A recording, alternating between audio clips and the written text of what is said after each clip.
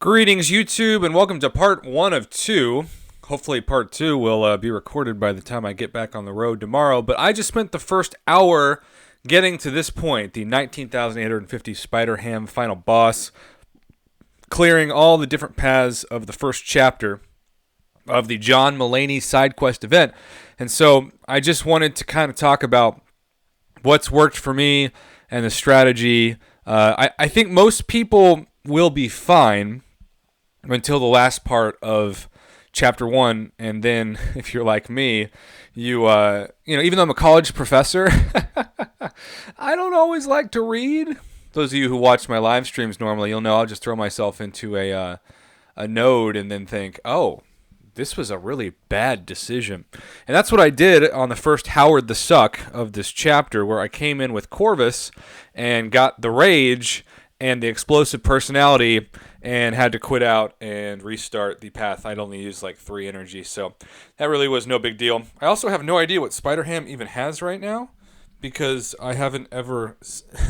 it's a total first world problem, but I haven't ever had to worry about seeing his special, so I might just even if I do well, I might just have to kind of stall, because first 5 hits of the combo already are taking him down. Talk about a glass cannon champion. Well, so much for that. Oops. I beat him too fast. That's memorable. So let's see what the rewards look like from this. I love that the last chapter had a 4-star Nexus and a 4-star generic Awakening gem. That was really cool. All right, so again, this is part 1 of 2. I haven't jumped into the really, really hard chapter yet. We're going to talk about kind of my strategy if and when the rewards appear. My screen lately, today's been kind of weird with the game in general, which is to be expected with new patches, right? But my screen's just been waiting for the rewards to load for quite some time. Okay, so God, the units in this are so good. Tier 4 basic. A Tier 2 alpha, 5-star crystal, and 20 generic 5-star 6-stars. I mean, those are really good rewards. Those are really, really good rewards. But the last path is a little tricky. So before we open the rewards of part 1, because we have officially completed chapter 1, and of course we're waiting for chapter 2, and who knows, chapter 2 might be entirely different.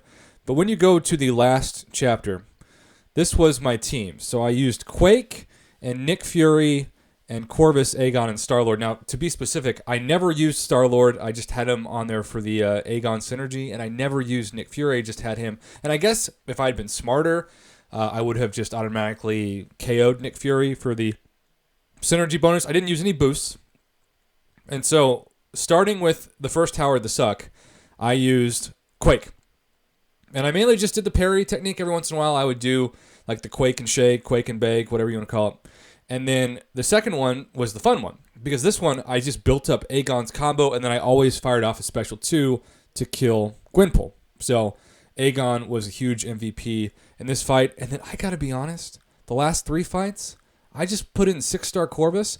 I don't even know what the nodes are, other than I guess I can't parry Mysterio. But the fights were over so fast with 6-star Corvus, because especially once you get your first Tech and Mutant charge and you get to 2 Corvus charges, you're good to go. So if you have a 5-star Corvus, definitely recommend.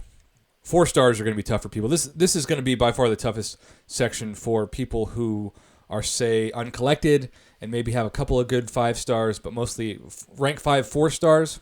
That's going to be the challenge. And then chapter 2, I think, is what usually happens is it's just one crazy long path. So yeah, you're going to get to 38,000. Let's just check out what's waiting me in part 2. Explosive personality and rage again. Matador. Okay, so I'll be using Quake for that once again. And then is this the same nodes as well? Combo shield power. Yep, okay. All right. I mean, I feel pretty good. Assuming the nodes are similar, I feel pretty good about the strategy. And I also want to say that because it's the start of a new month, it's worth checking your overflow in your inventory, because I have like 16 revives, including clutch time for us to get that compensation package yesterday. Like all these revives and boosts that are just in overflow. So in a way, I kind of hope that I have to use them because, well, they're getting put to good use. But enough of that. We're going to end this with opening that 5-star crystal and see who I got for free. And in order to maximize the time that we spend watching this, I am not going to do the pep method. I'm just going to throw this on the reel. I'm going to count to 4. 1, 2, 3, 4. And then I'll tap that 5-star crystal. And let's see who I got for completing it. A 5-star domino? Ha ha! Talk about getting lucky. Now, she's not max sig, but she is... Oh, she's now max sig. That's cool. I had no idea how many 6 tones were. That's amazing. A 5-star domino for, I would say free, but of course it took the time. But the units are truly amazing too. That's what I loved about this challenge. Okay, so that's domino, and then I have some random other things in this 5-star 6 stones. Whatevs. Got that 4-star nexus.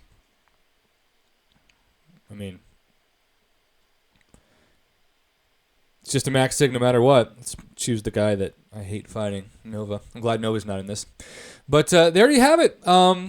Quake for the first enemy, Aegon for the second, and Corvus for the last 3. That is my formula. Hopefully that helps some of you watching this. Let's end it here. Throw this on YouTube and say, have a great rest of your day, YouTube. Hopefully next time I do a video on this, I will have completed and explored all of it and have opened some awesome crystals, including a 5-star Nexus and a 6-star Basic with my brother, Prof Box, since this is the last day I'm going to be in Oregon, and then I'll be on the road again for 3 days straight after this.